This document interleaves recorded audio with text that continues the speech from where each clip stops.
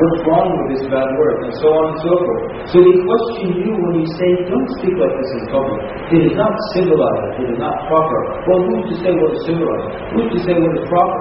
They question you, but they never question themselves. Who's to say that it's right for me to walk around and curse left and right like that? And who's to say that I have to force other people to listen to this garbage that's spewing out of my mouth? Why don't they question that? But everyone wants to question these things. And you've probably seen the campaign that's going around town. It was in the UK a few weeks ago. The big sign on the bus that says there probably is no God. So that word. And it's interesting how they say there probably is no God. So you're calling people to something based on something you're not even certain of. So you're saying, hey everybody, act like a fool because maybe there is no God. If there is, we don't know each other, okay? So Allah told us in the Quran that the day of judgment has drawn near. It has come close. But people, they are busy with other things. They are taken by the glitter of this world. It has taken them, and I'm going to pick on the iPhone again as I was picking on it this morning. Now people, they forget the purpose. They see the glitter, they see the little things, and so you find a young person and their main goal for the next 3 months is just to get the iPhone. And all he wants is the iPhone. And he has it on his desktop and he just stares at it, tries to touch the screen. And he sees someone with an iPhone. Can I make a call, please? It's the iPhone. And I also picked on the Gucci handbag. This is just my opinion, you don't have to agree. It's an extremely ugly handbag. It is a cloth handbag with G's all over it. That's it. G's, G, it is so ugly. But it's Gucci. So people are taken with these things. Their whole life they're trying to get this handbag. If they can't afford it, they get the knockoff. And they're trying to get this design and that design. And they see some celebrity wearing their jeans backwards. Suddenly all these young people are wearing their jeans backwards. And they see this new phone and they want it so badly. And they sell things and they work extra and night shift and graveyard to buy it. And then after 3 months they're bored with it and they get something else. You know something? I grew up around the world. I grew up in Europe and in Asia, in certain parts of Africa. And I was amazed when I finally settled in the United States some 13 years ago. I was amazed by the concept of the walk-in closet. I've never seen something like that before in my life. Everywhere I lived before, you open your closet, the closet always consisted of some shelves, perhaps a drawer or two, and you put everything there. It was big enough to put your clothes in it. I was so amazed when I saw people with a closet so huge that they could fit in it. Their whole body could fit in it. And you walk in and you're surrounded by clothing. Everywhere you look, t-shirts, all kinds of things, and suits and dresses. And in the end, what's the conclusion? I don't have anything to wear. So it was easy for me to see that people can have so many clothing, so many outfits for every type of weather. They've got an outfit, and if the sun is partly cloudy, they've got this garment to go, and according to their mood, they wear a pink, they think we're both about it. All kinds of things, and fashion, and phones, and then, these little gadgets that you're told that you need, and you don't need, and you're surviving very nicely without them. And all these gadgets that save you time, but in the end you're so busy you don't have time for anything. The glitter of this world has taken us away from the purpose of life. By the way, I'm not calling that anyone leaves, the minute that, you need to become Muslim, so you go home, break your iPhone, punch through your laptop screen, destroy your car, and then that's it. We're not saying that. But we're saying everything with moderation. And Islam, one of the beautiful things about it, it teaches moderation. Everything should be moderate. Everything should be moderate. Your way of life is Islam. And it's linked to your worship of Allah. And that's why you find worship in every part of the Islamic religion.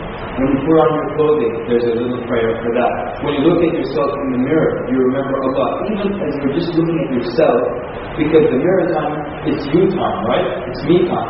You're looking in the mirror, you give yourself the wink in the gun, you're looking at yourself, looking from different angles, you're so happy about it. Even at that point, the prayer for looking in the mirror says, "O Allah, just as you have completed my physical appearance, complete my manners, my internal, my manners, my characteristics, my mannerisms." Even then you're remembering Allah. At the time when you're mostly thinking and focusing on yourself, you're remembering Allah. So you see worship in every act or aspect of life in Islam, because you're constantly reminded of what is the purpose of life. And all these other things come secondary. So yes, now I have to go back and say, yes, get the iPhone, it's not a problem. Get the Gucci bag, even though it just has G's on it. And that's not really a useful sentence. I would prefer if the Gucci handbag said, "This purse cost me $400. That's a useful statement, but it says G's, you know. And maybe zeros are more attractive than G's, but we can debate that. So the point is, Islam is not saying leave off everything. And I know a lot of people sometimes think of it that way. And even sometimes Muslims get confused like that. One time someone pulled me aside and said, "Look, I had a laptop, I used to love it so much, I was afraid the laptop would take me away from Allah, so I broke it." I said, "Next time something takes you away from Allah, please give it to me first." But it's not required of you to break something, and a laptop isn't really going to take you away from Allah. It's not like you're going to start bowing through the laptop. No.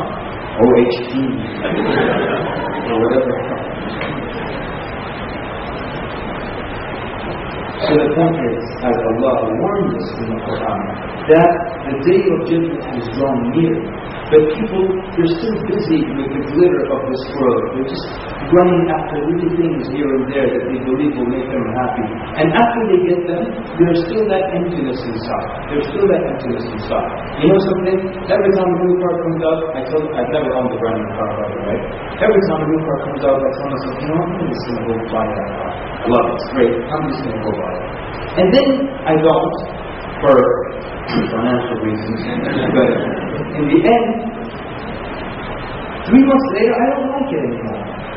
Or 6 months later, I say to myself, you know, I'm so glad I didn't buy the 07 model, because the 08 is so gorgeous.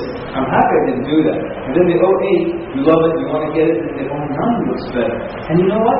So you would think that if I get this car, I'll be so happy. But maybe after 7 months, I'm like, no. Now I'm stuck making payments for 5 years. I can't even look at other cars to lower my gaze from other cars. So, we will be overtaken by the glitter of this world and the things that attract us and the things that we feel will make us happy, or that we will make ourselves believe these things will make us happy. Well, the truth is, true happiness is in the worship of Allah. And that's why you see people around the world, and those of you who have traveled a lot, you've probably seen people with, in comparison to what we have, nothing. But they're so happy. And you've seen people who live in affluent neighborhoods, and very rich people with the best cars and the best homes and swimming pools and so on and so forth, and yet they're unhappy. And it's interesting, again, I'll pick on the States, even though deep down I feel there's no difference. I shouldn't have said that. But I'll pick on the States, where in the majority of affluent neighborhoods, you have the highest percentage of people going for the shrink, and the wife has got this with the shrink, and the young man is into this kind of problems, and the girl is seeing a psychiatrist as well.